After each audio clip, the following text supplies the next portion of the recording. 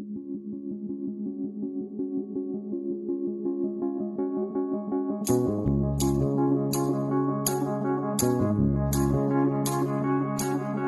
guys, for today's video is gagawa naman tayo ulit ng soup. This soup is tea tree, mushroom with walnuts and black beans. Baliktad-baliktad guys. So ayan yung mga ingredients natin. Ayan. Lahat po ng ingredients is dry. So need to soak before to start the soup. So ayan.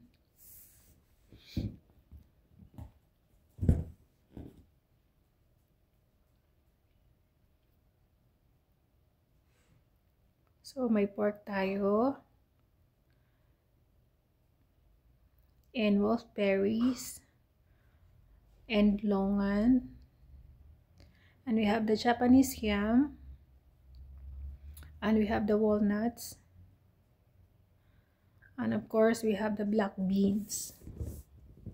And the tea tree mushroom. It's a kind of mushroom guys. Pero iisa lang yan. Mushroom din yan. Ang pangalan lang niya iba. So first, we have to soak the mushroom. Because dry yung mushroom natin. So kailangan natin siya i-soak sa water. You wash it first. And the water. Mga depende kayo 15 to 30 minutes pwede na yan. Kailangan malinis ko siguro siya.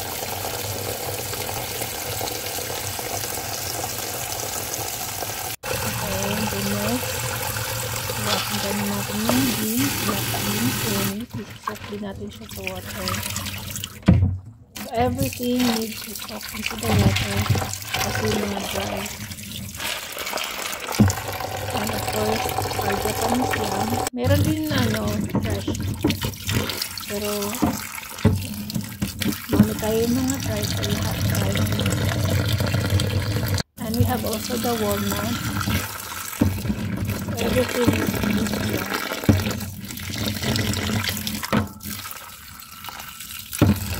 And we have to blanch the meat para matanggal yung blood niya. Kailangan yung blanch. Every time na magawa ka ng soup, kailangan talaga i-blanch yung meat.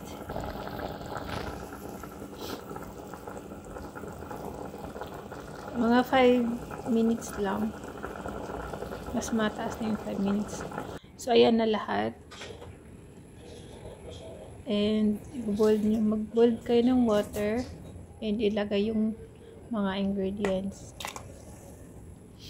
And this is about 2 hours. Guys, this kind of soup, it's for colds.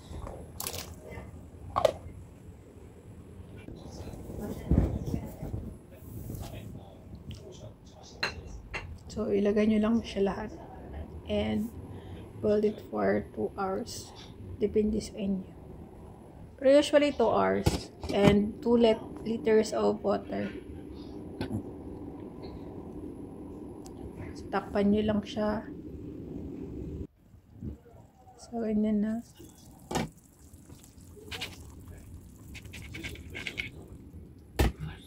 So, ilagay natin yung beans, black beans. Guys, masarap tong soup na to. Before, yung Japanese yam, hindi ko yung kinakain. Kasi akala ko hindi siya nakakain. So now I know. So, ayan. Check nyo lang siya if okay na o hindi pa. Guys, yung na to, yung taste niya is sweet. Dahil sa wolfberries and longan. Longan, I think it's the English of longan. Para siyang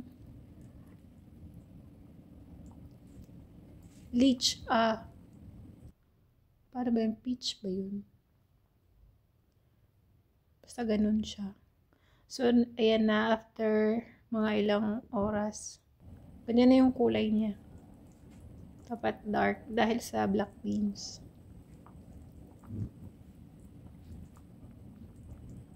Hindi ko maalala dun sa ano. Lychee. Para siyang lychee. Yung lungan.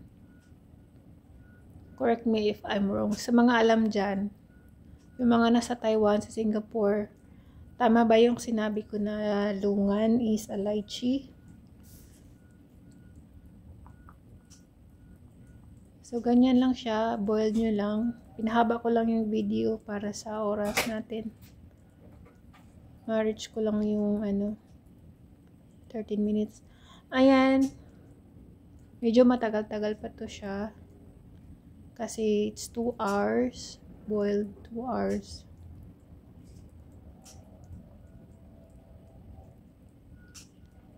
Hindi ko lang siya tinakpan. Kailangan siya takpan, guys. Hindi ko siya tinakpan kasi para makita niyo.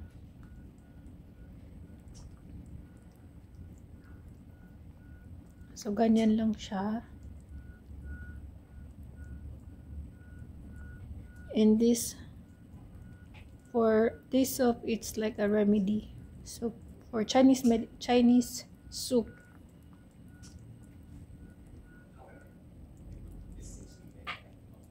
Yung may mga ubo.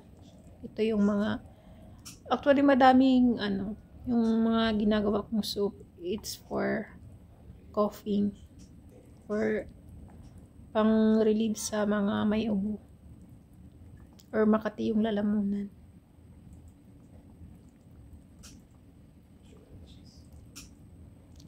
Pwede hindi maglagay ng pork. Kasi yung pork is optional. Para may lang siya, may taste. To make it more tastier. Ganun. Ang lang sa Pilipinas, hindi tayo makagawa ng ganito kasi walang masyadong dry ingredients. Kung may mahanap, pwede gumawa. Ito pala, wala talaga. Mahilig kasi mga Chinese ng ganito. Ayan, kailangan nyo tanggalin yung bubbles sa taas. Kasi yung, yan ng meat, yung blood. Kahit na, mo siya, blanch mo yung meat. Meron pa rin, dyan, yung blood.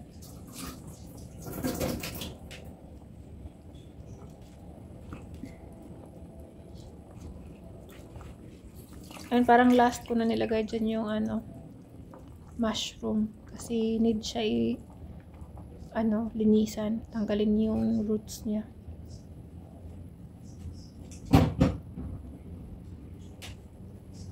At kailangan siya ma-soak ng mababad ng matagal. Para maging soft siya. More softer.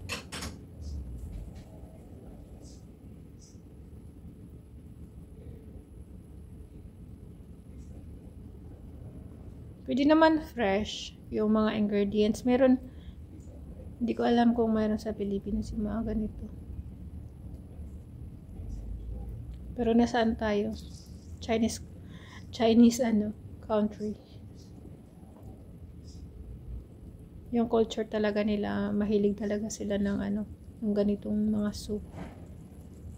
Lalo na yung mga matatanda, talagang sila yung yung mga alam nyo yung mga sinaunang panahon, sila yung mga taong gumagawa nito.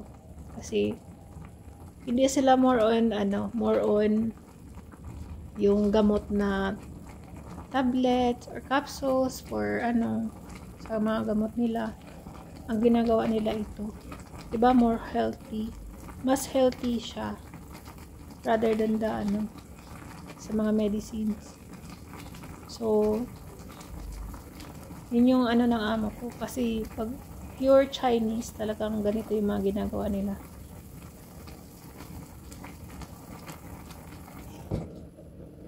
So, ayan, tinakpan ko muna siya. This soup, it's good for 2 person to.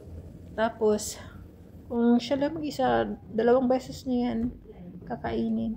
Actually, nakakain to lahat. Kung ano mga ingredients dyan, lahat yan nakakain. Walang naitatapon. Kaya yan lang kakainin mo, busog ka na, diba? So, nakita nyo yung hitsura niya. Parang ano siya, mas darker na yung color niya.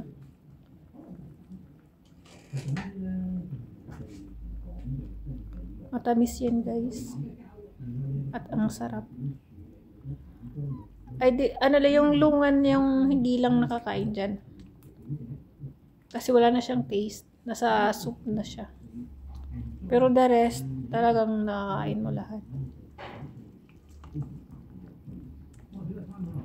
Soft na yung meat.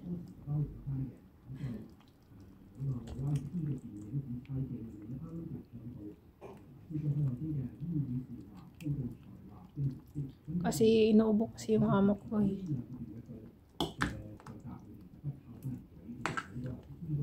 Kaya nagpapagawa siya ng mga ganito, yung mga Chinese soup.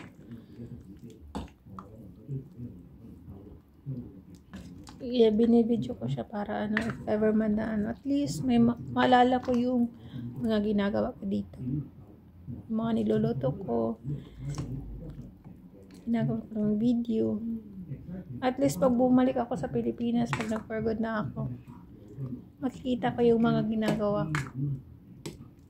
Diba? Parang memories na rin. So, ganyan na siya. Ayan. Ready na to drink or to eat. Ayan, pinapakita ko lang sa inyo yung ano, yung kulay niya. Ganyan yung kulay niya after now maluto. It's ready to eat.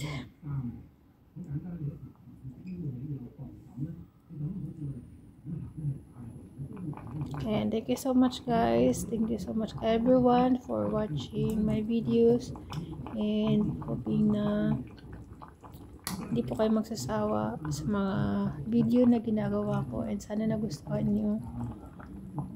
And God bless everyone, and stay safe, and more blessings, and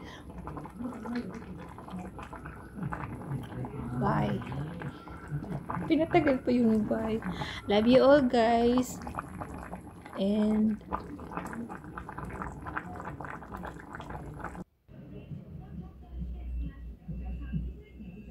ayan, na-stop na. Ayan na yung ano, final. It's ready to serve. Ayan, enjoy everyone. Bye.